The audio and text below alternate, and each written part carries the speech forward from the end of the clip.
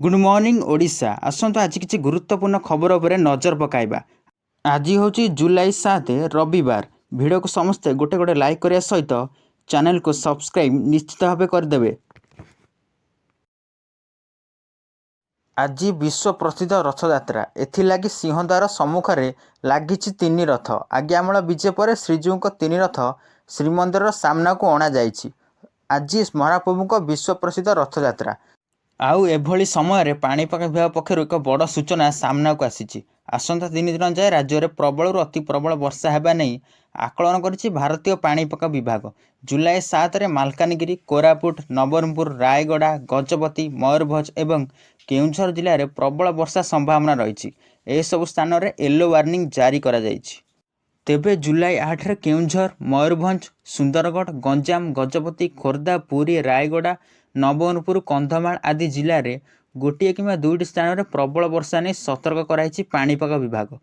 पाणीपाग केन्द्र निर्देशिका मनोरमा महांती सूचना दे कहिसेंती आज पुरी रे सकाळ 9 ठारू संध्या 5टा पर्यंत स्वल्परू मध्यम धरणर वर्षा होई पारे। परवर्ती अपडेट रहुछि तेबे चलित वर्ष रथयात्रा रे लक्षाधिक लोकंक समागम हेबो। एहाकु दृष्टि रखी बस यात्री मानक पई राज्य परिवहन विभाग पक्षरु स्वतंत्र व्यवस्था करा जाइछि। पवित्र रथयात्रा को दृष्टि रखी बस भड़ार एक चार्ट प्रस्तुत करिछि राज्य परिवहन विभाग। सरकार द्वारा धार्य मूल्य ठारू कौनसी बस यात्री ठारू अधिक भड़ा आदाय कले कार्यानुष्ठान नियाजियो बोली कुआ जाइछि। सरकार पक्षरु रथयात्रा अवसर में साधारण बस भड़ा प्रति किलोमीटर पिछा 88 पैसा धार्य करा जाइछि। सेहीपरि द्रुतगामी बस भड़ा 92 पैसा, टिलक्स बस 1 टंका 27 पैसा, एसी टिलक्स बस 1 टंका 55 पैसा एवं सुपर प्रीमियम बस भड़ा प्रति किलोमीटर पिछा 2 टंका 41 पैसा धार्य करा जाइछि।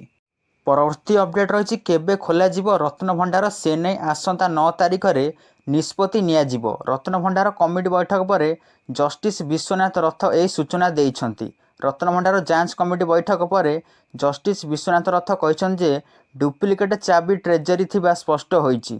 9 तारिख रे बैठक रे श्रीमंदिर मुख्य प्रशासक रत्न भंडार जांच कमिटी आगे चाबी उपस्थापन करिवे। चाबी उपस्थापन होला परे केबे रत्न भंडार खोल से दिन निष्पत्ति नियाजिबो। जदि डुप्लिकेट चाबी रे न खोलिले तेबे रत्न भंडार ताला भंगा जिवो।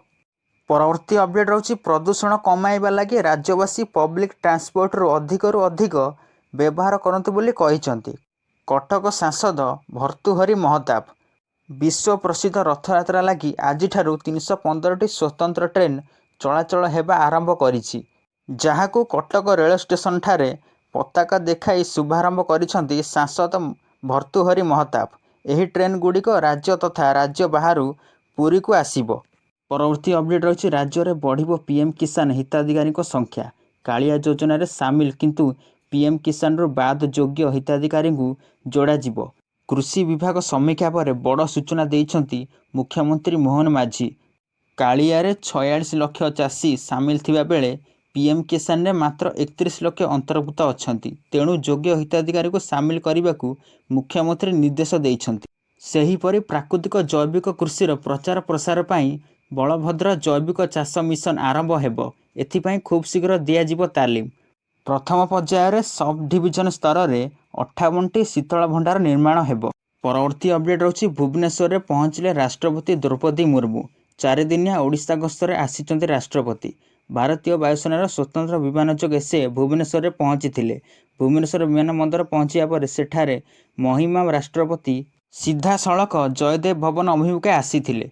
सेठारे अनुष्ठित हेउथिबा उत्कलमणि गोपबधूंक श्राद्ध वार्षिक जोग देइथिले। तेबे आज महाप्रभुक रथयात्रा रे सामिल हेबे राष्ट्रपति द्रौपदी मुर्मू।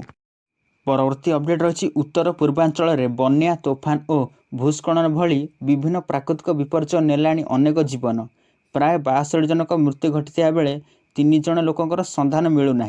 आकलन अनुजाई केवल बन्या ही 52 लोकंकर जीवन जाइथिया बेले भूस्खलन में 12 जनक मृत्यु घटी। आसाम रे 6.48 लाख लोक बसवास करुथिया धुबरी जिला हेउछि सबुठार अधिक बन्या विपत्ति।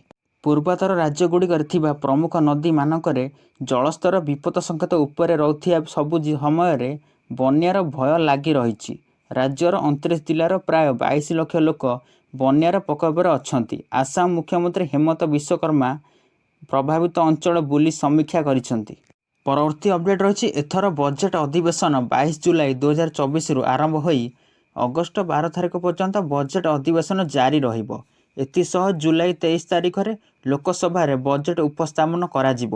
ଏନେଇ ଆଜି କେନ୍ଦ୍ର ସଂସଦୀୟ ବ୍ୟାପାର ମନ୍ତ୍ରୀ କିରଣ ରିଜିଜୁ ଟ୍ୱିଟରରେ ଏକ ପୋଷ୍ଟରେ ସେୟାର କରି ସୂଚନା ଦେଇଛନ୍ତି। ସେ କହିଛନ୍ତି ଭାରତ ସରକାରଙ୍କ ସୁପାରିଶ କ୍ରମେ 22 ଜୁଲାଇରେ ସଂସଦରେ ବଜେଟ୍ ଅଧିବେଶନ ଡାକିବାକୁ ମାନ୍ୟବର ରାଷ୍ଟ୍ରପତି ଅନୁମୋଦନ କରିଛନ୍ତି। ସାଧାରଣ ନିର୍ବାଚନକୁ ନଜରରେ ରଖି ଅର୍ଥମନ୍ତ୍ରୀ ନିର୍ମଳା ସୀତାରମଣ ଫେବୃଆରୀରେ ମଧ୍ୟବର୍ତ୍ତୀକାଳୀନ ବଜେଟ୍ ଉପସ୍ଥାପନ କରିଥିଲେ।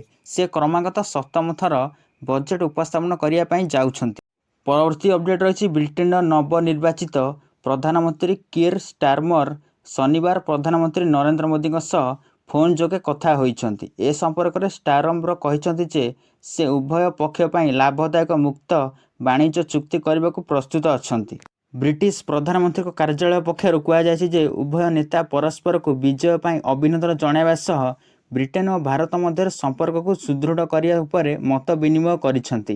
ଏହାଛଡ଼ା ମୁକ୍ତ ବାଣିଜ୍ୟ ଚୁକ୍ତି ଉପରେ ଆଲୋଚନା କରି ଷ୍ଟାରମ କହିଥିଲେ ଯେ ଉଭୟ ପକ୍ଷ ପାଇଁ ଲାଭଦାୟକ ବୁଝାମଣା କରିବାକୁ ସେ ପ୍ରସ୍ତୁତ ଅଛନ୍ତି।